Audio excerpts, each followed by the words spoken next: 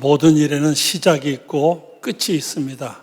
하루에도 아침이 있고 저녁이 있고 주간에도 시작이 있고 끝이 있습니다. 달도 월 초가 있으면 월말이 있고 해도 시작하는 때가 있으면 연말이 있습니다. 뿐만 아니라 인간의 역사도 그렇습니다. 태어날 때가 있으면 죽을 때가 있습니다. 또 우주의 역사를 보더라도 태초에 하나님이 천지를 창조하신 때를 시작으로 하면 우리 주님께서 오셔서 온 세계를 심판하시고 완성하실 날을 끝이라고 볼 수가 있습니다. 이렇게 모든 일에는 시작이 있고 끝이 있습니다. 오늘 본문에 보면은 18절에 이런 말씀이 있습니다. 그들이 우리의 걸음을 엿보니 우리가 거리마다 다 다닐 수 없으며 우리의 끝이 가깝고 우리의 날들이 다하였으며 우리의 종말이 이르렀도다 라는 말씀이 있습니다. 이 말씀 가운데 끝이 가깝고 날들이 다하였으며 종말이 이르렀도다 라고 하는 이 세 마디 말씀이 왠지 이 지금의 우리에게 적합한 말씀이고 한 번은 마음에 깊이 새겨둘 만한 귀한 말씀이라고 생각합니다. 이 말씀을 기억하면서 이때 하나님께서 우리에게 주시는 교훈의 말씀이 어떤 것인지를 귀담아 들으며 은혜 받는 시간이 되시기 바랍니다. 첫째로 이 해도 다하였습니다. 2019년 새해가 열리면서 여러분은 희망찬 새해라고 말했고 그리고 뭔가 큰 일을 해보리라고 계획도 세우고 꿈을 꾸었을 것입니다. 새로운 설계들과 꿈이 있었을 것입니다. 그리고 나름대로 해보려고 발버둥도 치고 노력을 해보았을 것입니다. 그런데 지나놓고 보니까 이루어진 것이 그렇게 많지 않고 시간만 보낸 듯한 생각을 가지게 됩니다. 꽃이 피는 봄도 지나고 나무가 무성한 여름도 지나고 열매가 무성한 가을 추수기도 지나고 이제 싸늘한 겨울밖에 남지 않아서 정말 이 해가 다 되었구나 하는 생각을 가지게 됩니다. 뒤를 돌이켜보면 별로 해놓은 것 없이 시간만 훌쩍 흘러보는 것 같아서 후회스러운 때도 있고 이것을 좀 했으면 좋았을 걸, 저것을 저렇게 했더라면 더 나았을 거라는 후회를 하게도 됩니다. 정말로 세월이 너무 빨라서 흐르는 물과 같다고 하여 세월은 유수와 같다는 표현을 쓰기도 합니다. 정말 세월이 빠르구나 하는 생각을 가지게 됩니다. 어떤 분이 말하기를 인생을 그 나이 따라서 속도로 말을 하는 걸 들었습니다. 나이 20대가 되면 인생의 속도는 약 20km로 달린다고 합니다. 그러다가 나이가 60이 되면 60km로 달리고 70이 되면 70km로 달리고 나이가 들어갈수록 점점 세월이 빨라진다는 말입니다. 마치 높은 옥상에서 무언가를 떨어뜨리면 그것이 내려오면서 가속도가 붙어 땅에 닿기까지 점점 빨라지는 것과 마찬가지로 우리 인생도 땅에 묻히기 전에 점점 세월이 빨라진다는 생각을 가지게 됩니다. 저도 나이가 좀 있어서 가끔 생각하지만은 정말 세월이 빠르긴 빠르구나 하는 생각이 실감날 때가 종종 있습니다. 정말 세월은 너무너무 빠르다는 생각을 가지게 됩니다. 이렇게 세월이 빨리 가는데 우리는 그러면 어떻게 이 시대를 살아야 할 것이냐? 여러 가지로 생각할 수 있겠지만은 성경 말씀에서 이 흐르는 세월 속에서 우리가 어떻게 살아야 할 것인가를 말씀을 통해서 찾아보려고 합니다. 골로새서 4장 5절에 보면 지혜로 행하여 세월을 아끼라는 말씀이 있고 에베소서 5장 16절에도 때가 악하니 세월을 아끼라는 말씀이 나옵니다. 이 시간을 아끼라는 말씀이 성경에는 종종 나와서 빠른 세월만 탓하지 말고 조금 더 시간을 의미 있게 가볍게 살라고 말하는 것을 볼 수가 있습니다. 에어버리라고 하는 분이 말하기를 무슨 물건이든지 낭비해서는 안 되지만 더욱이 시간을 결코 낭비해서는 안 된다. 오늘이란 날은 단 한 번밖에 오지 않고 결코 두 번 오지 않는다. 시간은 하늘이 준 선물 중에 가장 귀한 것 중에 하나이다. 그리고 한 번 잃으면 회복할 수 없는 것이다. 이렇게 말했어요. 시간이야말로 우리 인생이 살아가는 동안에 하나님이 주신 최고의 선물이라 그 말이에요. 그렇기 때문에 이 시간을 소중히 여기고 잘 아껴야 된다고 교훈하는 것을 볼 수가 있습니다. 한 번 지나가면 결코 돌아오지 않습니다. 2019년은 어떤 일이 있어도 여러분 앞에 다시 열리지 않습니다. 끝나고 지나가는 것뿐입니다. 이렇게 흐르는 세월 속에서 가볍게 의미 있게 살려고 하면 시간을 아껴야 됩니다. 위대한 사람들의 생애를 보면은 그들의 삶도 우리와 똑같이 24시간을 삽니다. 그들이라고 해서 25시간이 되거나 26시간이 되는 건 아닙니다.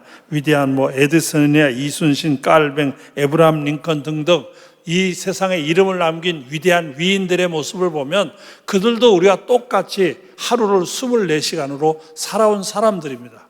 그럼에도 불구하고 그들이 값진 인생을 살 수 있었던 것은 주어진 시간들을 소중히 여기기 때문입니다. 세월을 아끼라, 세월을 아끼라. 주님께서 우리에게 주시는 말씀입니다. 아무리 빠른 세월이지만 이 세월을 소중히 아끼고 살아갈 때 우리의 삶이 의미가 있고 보람이 있다는 말씀입니다. 영국의 시인 랄프 호지슨이라는 분이 쓴 시 가운데 시간에 대한 시가 하나 있습니다. 그 시를 보면 이렇게 되어 있습니다. 시간, 그대 늙은 집시 노인이여 잠시만 머무르지 않으려고 다만 하루라도 그대 마차를 멈추지 않으려고 그대 내 길손이 된다면 모든 것 다 주리 그대 노새에게 은방울을 달아주고 금은방에 부탁해서 그대에게 커다란 금반지도 만들어주리 공작이 공손히 그대를 맞이하게 하고 아이들은 노래하게 하며 게다가 소녀들은 산나무로 그대를 꾸미리 시간 그대 늙은 집시 노인이여 무슨 까닭이서 그처럼 총총히 가버리느냐 지난 주일엔 바벨론에 어젯밤엔 로마에 오늘 아침에는 군중에 섞여 성 바울 사원 지붕 밑에 그대 성 바울 사원 시계탑 밑에 마차를 세우나 그것도 잠시뿐 다시 떠나네 떠나 어머니 태중에서 눈 뜨지 않는 다른 도시로 떠나 무덤에 들어가기 전에 다른 도시로 시간 그대 늙은 집시 노인이여 잠시 머무르지 않으려고 다만 하루라도 그대 마차를 멈추지 않으려고 하루만이라도 좀 멈춰달라 그러면 내가 해달라는 거 다 해주겠다 심지어는 그대가 끌고 있는 마차에게는 은방울을 달아주고 그대를 위해서만 하면 금은방에 부탁을 해서 좋은 금반지라도 내가 만들어 줄 테니까 단 하루만이라도 좀 있어줄 수 없느냐 멈출 수 없느냐 이렇게 간절하게 애타게 시간을 향하여 말하는 것을 볼 수가 있습니다. 우리나라 시조에도 보면은 백발이 올까봐 막으려고 했더니 먼저 알고 지름길로 왔다라고 그렇게 노래한 시도 없지 않아 있습니다. 이렇게 시간은 우리의 형편이나 생각을 고려하지 않고 그냥 흘러갑니다. 그러므로 주어진 시간을 성실하게 진실되게 의미 있게 살아가는 것이 굉장히 중요합니다. 때를 아끼라는 말씀을 기억해서 중요한 것은 우리에게 부여한 시간이 얼마인지 모르지만 그 시간을 소중하게 값지게 살아가는 것이 대단히 중요합니다. 저는 좀 일찍이 목사가 됐습니다. 그래서 교회를 섬기게 됐는데 제가 또 담임 목사가 된 것도 아주 일찍이 됐습니다. 30대 초반에 담임 목사가 됐어요. 그래서 어느 교회 담임 목사로 섬기게 됐는데 무슨 일이 있었냐면 교회에서 장로님들이 기도하실 때마다 저를 지칭하는 표현이 좀 특이했습니다. 왜냐하면 어떻게 보면 아들 같기도 하고 좀 나이 많은 장로님들 보기에는 아마 손자 같기도 했는지 모르지만은 꼭 기도하려면 우리 어린 종을 붙들어 주시옵소서. 어린 종이라는 말을 계속 쓰는 거예요. 장로님들이 어린 종이라는 건 그래도 좀 참을 만한데 하도 장로님들이 그러시니까 무슨 청년부 헌신 예배 같은 걸 드리게 되면 청년이 나와서 기도를 하는데 얘들도 그냥 부르면서 우리 어린 종을 붙들어주 이러는 거예요. 그래서 제가 그 말이 참 듣기가 별로 안 좋았어요. 그래서 그냥 어린 종 그러면서 지났어요. 여러 해 지나고 나니까 그 다음부터 호칭이 좀 달라지더라고요. 뭐라고 바꾸냐면 젊은 종으로 바뀌었어요. 그 다음에 젊은 종을 도와주시고 젊은 종을 붙들어주시고 이렇게 젊은 종이라는 단어로 바뀌었습니다. 그리고 또 얼마 세월이 지났어요. 그랬더니 그때는 주의 종이라는 말로 바꾸더라고요. 그래서 주의 종을 도와주시고 건강도 지켜주시고 그렇게 기도하시더라고요. 그래서 그런가 했어요. 그런데 제가 은퇴하기 얼마 전 어떤 모임에서 어느 권사님이 기도하시면서 그러시는 거예요. 우리 노종을 보호하소서, 그렇게 얘기하는 거예요. 그래서 제가 가만히 제 인생을 이렇게 쭉 돌아보니까 그 단어 서너 개로 끝나는 거예요. 어린 종에서 젊은 종, 주의 종, 노종. 이걸로 내 인생이 끝나는 거예요. 그러니까 어떻게 보면 금방이에요, 금방. 어린 종 했는데 어느 세월에 젊은 종이 되고 조금 지나니까 그 다음에 노종이 되는 거예요. 그걸로 끝나는 거예요. 인생이라는 건 금방 지나가요. 정말 순간이라고 말할 수 있습니다. 그렇기 때문에 세월을 아끼라는 말씀을 귀담아 드려야 돼요. 둘째는 인생의 끝이 점점 가깝다는 말입니다. 중국의 노자가 말한 것 가운데 끝을 삼가하기를 처음과 같이 하면 실패한 일이 없는 것이다. 끝을 시작하는 마음으로 해라. 그러니까 끝과 시작이 같아야 돼요. 끝은 야 이거 다 살았다, 이제 끝났다, 이렇게 포기하지 말고 끝과 시작이 같아야 돼요. 많은 사람이 그러지를 못하죠. 처음에는 열심히 내가 뭔가 잘해봐야지 이랬다가 좀 시간만 지나면 잘 안 하죠. 그런데 시작과 끝을 같이 할 수 있는 사람, 끝을 시작처럼 할 수 있는 사람은 결코 인생을 후회하지 않게 된다라고 하는 노자의 교훈입니다. 성경에도 보면 끝이 중요하다고 늘 말씀하고 있습니다. 요한계시록 2장 26절에 보면 이기는 자와 끝까지 내일을 지키는 그에게 만국을 다스리는 권세를 주리니, 끝까지 주님을 섬기는 사람에게는 복이 있다는 말씀이요. 또 마태복음 24장 13절에도 보면 그러나 끝까지 견디는 자는 구원을 얻으리라. 끝까지 잘하라는 얘기예요. 그리고 우리가 인생살이가 점점 끝을 향해 가는 거예요. 사실은 태어나는 시간부터 끝을 향해 가는 인생이라고 볼 수가 있어요. 그런데 그 끝을 향해 가면서 어떻게 살아야 하느냐, 어떻게 의미 있게 살 것이냐를 생각해야 된다, 그런 말입니다. 어떤 분은 좀 막연하긴 하지만 최선을 다해서 살아야 된다, 또 그런 분도 있고 그래도 끝까지 살려면 인내해야 된다, 이렇게 표현하기도 합니다. 다 일리가 있는 말씀이라고 생각합니다. 그러나 믿음으로 사는 우리 입장에서는 좀 신앙적인 면에서 생각을 해야 됩니다.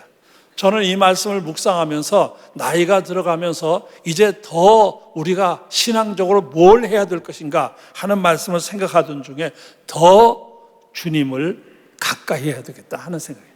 더 예수를 가까이 하는 삶을 살아야 되겠다. 어떻게 하면 더 예수님과 가까워질 수 있을까? 왜냐하면 예수님과 가까이 하는 인생은 결코 실패함이 없어요. 왜? 예수님이 성공한 분이기 때문에 그 예수와 함께하는 사람은 같이 성공하게 될 줄 믿습니다. 요한복음 16장 33절에 보면 예수님께서 말씀하시기를 세상에서는 너희가 환난을 당하라, 담대하라, 내가 세상을 이기었노라. 예수가 누구냐? 세상을 이기신 분이에요. 그래서 예수님과 함께하는 사람은 세상을 이길 수가 있어요. 다시 말하면 승리자가 될 수 있다, 그 말이에요. 그래서 예수님을 가까이 한다는 말은 승리의 삶을 살 수가 있어요. 후회하지 않고 멋진 승리의 삶을 사는 거예요. 그 승리하신 분들 기쁨, 그 승리한 분의 그 감격, 이거는 여러분 운동 경기 같은 걸 보다 보면 승리한 사람들이 얼마나 감격해요. 우리 인생을 살면서 그 인생의 마지막에 이런 감격, 이런 기쁨이 어디에서 오느냐? 예수와 함께하는 사람에게 있다, 그 말이에요. 왜? 예수님이 승리자이시기 때문입니다. 그렇기 때문에 예수님을 가까이 해야 돼요. 그러면 어떻게 하면 예수님을 가까이 할 수 있느냐? 물론 여러 가지, 교회에 잘 나오는 것도 가까이 하는 방법이고 또 하나님을 위해서 헌신하는 것도 가까이 하는 일이라고 볼 수가 있어요. 그런데 요한복음 15장 7절에 보면 거기 예수님께서 이렇게 말씀하셨어요. 너희가 내 안에 거하고 내 말이 너희 안에 거하면 무엇이든지 내 구하라. 그리하면 이루리라. 여기 보면 예수님께서 우리하고 가장 가까운 관계를 말하면서 내가 너희 안에, 너희가 내 안에라는 표현을 쓰는 거예요. 그러니까 이게 정말 가까운 거예요. 뭐 옆에 있다는 게 아니라 너희가 내 안에, 내가 너희 안에, 이 이상 가까운 길이 어디가 있겠어요? 가장 가까운 사이가 되는 거예요. 그런데 너희가 내 안에 내가 너희 안에라는 표현 대신에 예수님께서 뭐라고 말씀하시냐면 너희가 내 안에 내 말이 너희 안에 이렇게 돼 있어요. 예수의 말씀이 우리 안에 있는 사람, 늘 말씀을 마음에 품고 그 말씀을 깨달아 알아 그 말씀대로 순종하며 살려고 하는 사람이 누구냐? 예수와 가까운 사람이 되는 거예요. 여러분이 늘 말씀을 가까이 하고 그 말씀을 소중히 여기고 그 말씀을 마음에 품고 그 말씀을 깨달아 알아 살려고 할 때 여러분의 삶은 주님과 가까운 은혜의 삶이 될 수 있는 줄 믿습니다. 이게 그렇기 때문에 늘 하나님의 말씀을 교회에 들고 오는 액세서리로 생각하지 말고 늘 가까이 해야 돼요. 이 말씀을 가까이 하는 것이 예수님을 가까이 하는 길이 되는 거예요.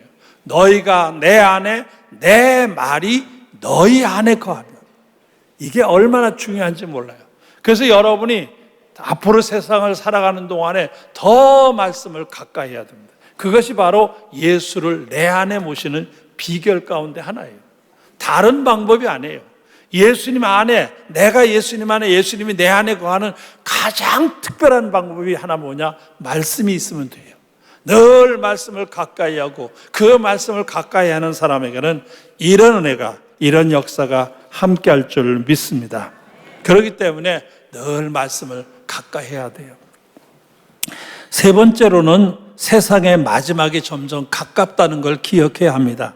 어느 날 감람산에서 제자들이 예수님에게 세상 마지막 때는 어떠하겠습니까? 라고 물은 적이 있어요. 그때 마태복음 24장 5절에서 12절에 보면 예수님께서 이렇게 대답을 하십니다. 많은 사람이 내 이름으로 와서 이르되 나는 그리스도라 하여 많은 사람을 미혹하리라. 난리와 난리 소문을 듣겠으나 너희는 삼가 두려워하지 말라. 이런 일이 있어야 하되 아직 끝은 아니니라. 민족이 민족을 나라가 나라를 대적하여 일어나겠고 곳곳에 지진과 기근이 있으리니 이 모든 것은 재난의 시작이니라.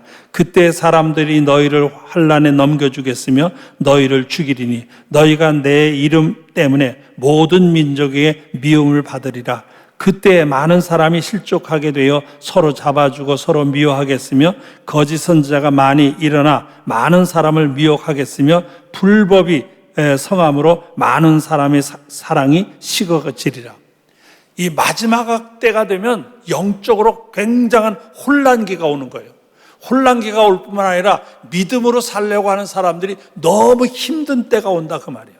이 삶의 모든 환경이 신앙만 가지고 살기에는 너무 어려운 조건이 되는 거예요. 점점. 그래서 베드로전서 4장 7절에도 만물의 마지막이 가까웠으니 그러므로 너희는 정신을 차리고 근신하여 기도하라. 그렇게 되어 있어요. 점점 마지막 때가 될수록 우리가 정신을 차리고 뭘 해야 되느냐? 기도하라고 되어 있어요. 왜?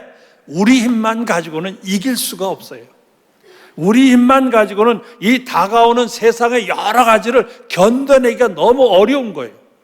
그러나 전능하신 하나님이 내게 능력 주시고 그 은혜가 나와 함께 하신다면 이기는 자가 될 수 있는 줄 믿습니다. 그렇기 때문에 기도해야 돼요. 기도하는 사람에게 하나님이 능력을 주십니다. 기도하는 사람이 은혜를 받아서 힘을 얻게 됩니다. 그래서 기도할 때 그가 능력을 가지고 이 어려운 세상을 믿음으로 이겨낼 수가 있어요. 그래서 기도해야 돼요. 이렇게 하나님 앞에 엎드려 기도함으로 은혜를 받을 때 다가오는 모든 시련과 역경을 우리는 이겨낼 수 있고 승리자가 되는 거예요.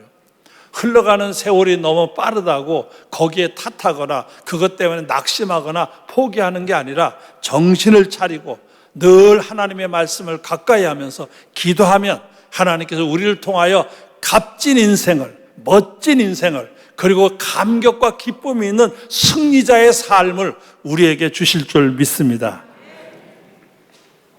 이솝 우화에 보면 이런 이야기가 있어요. 어느 날 말이 전쟁터로 갑니다. 위에 창기병, 창을 든 군인이 타고 있어요.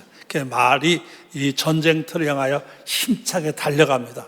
그러자 전쟁터에 많은 적들이 이리저리 쓰러지기도 하며 그렇게 합니다. 빗발처럼 날아오는 화살 사이를 이 말이 그 창기병을 등에 태우고 달려가는 것을 보면서 돼지 한 마리가 이렇게 말을 합니다. 말님, 조심 몸조심하셔야지 그러다가 다치겠습니다. 이렇게 말을 해요. 가만히 보니까 저렇게 날뛰고 뛰다가는 잘못하면 큰 봉변을 당할 거라는 생각이 들어서 그렇게 말을 하는 거예요. 그때 이 말이 돼지에게 이렇게 대답을 합니다. 생각해 주는 것은 고맙네. 하지만 날마다 놀고 먹다가 살이 오른 다음에 잡혀 먹힐 날을 기다리는 당신 눈에는 내가 어리석게 보일지 모르나 우리는 떳떳이 죽는 명예를 더 중히 여기거든. 이렇게 대답을 했어요. 맞는 말이죠.